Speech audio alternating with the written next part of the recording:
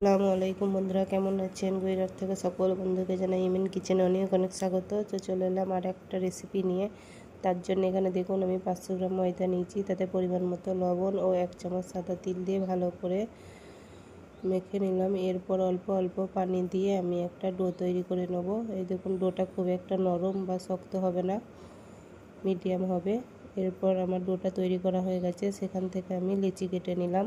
আমার মোট 7টা লিচি হয়েছে এবং লিচিগুলোকে গোল গোল করে নিচ্ছি। গোল গোল করা হয়ে গেছে, সাইডে রেখে দিলাম। এরপর একটা বাটি নিয়েছি, তাতে 3 চামচ কর্নফ্লাওয়ার ও 2 চামচ সাদা তেল বা রান্নার তেল দিয়ে ভালো করে মিক্সড করে সাইডে রেখে দিলাম। এরপর একটা বেলুন চাকি নিয়েছি, বেলুন চাকিতে একটা লিচি নিয়ে অল্প একটু আটা দিয়ে আমি গোল রুটির মতো করে বেলে নেব। একটা বেলা হয়ে গেল। আবার একটা লিচি নিয়ে আমি আর একটা গোল রুটির মতো করে বেলে নেব। এইভাবে আমি সমস্ত রুটিগুলোকেই বেলে নেব। এই দেখুন, আমার সমস্ত রুটিগুলো বেলা হয়ে গেছে। এরপর একটা রুটির মধ্যে উপরে ওই যে কর্নফ্লাওয়ার ও তেল দিয়ে যে মিশ্রণটা করে রেখেছিলাম সেটা লাগিয়ে নেব। তার উপর অল্প একটু ময়দা ছিটিয়ে নেব, দিয়ে আবার তার উপরে একটা রুটি দিয়ে দেব। আবারও সেমভাবে ওই কর্নফ্লাওয়ারের মিশ্রণটা লাগিয়ে নেব, তার উপর ময়দা ছড়িয়ে নেব, দিয়ে তার উপর আবারও একটা রুটি দিয়ে দেবো। এইভাবে আমি সমস্ত রুটিগুলো একটার পর একটা দিয়ে দেব।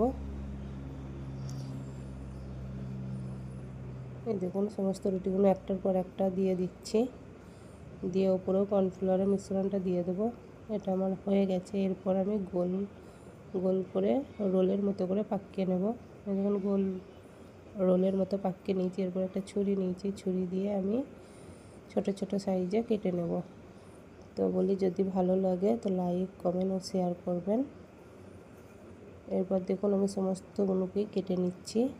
কাটা আমার হয়ে গেছে। এরপর আমি একটা নিয়েছি, দিয়ে সেটা বেলুন চাকের মধ্যে দিয়ে একটু লম্বা করে বেলে নিলাম।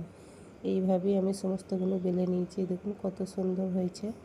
এরপর এইদিকে ওভেনটা জেলে নিয়েছি, জেলে একটা পাত্র বসিয়ে তাতে পানি দিয়ে দিলাম 1 কাপ, দিয়ে তাতে পরিমাণ মতো চিনি দিয়ে দিলাম, দিয়ে এটা চিনির সিরাটা তৈরি করে নিলাম। সিরাটা তৈরি হয়ে গেছে।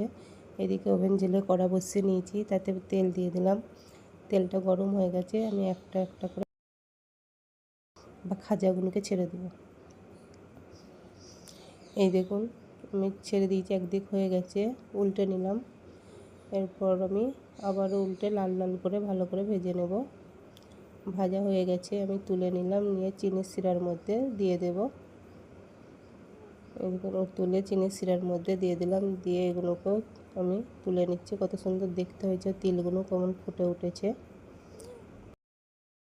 নাস্তাটা হয়ে গেছে। যদি ভালো লাগে তো লাইক, কমেন্ট ও শেয়ার করবেন। ভালো থাকবেন, দোয়া করবেন। আল্লাহ হাফেজ।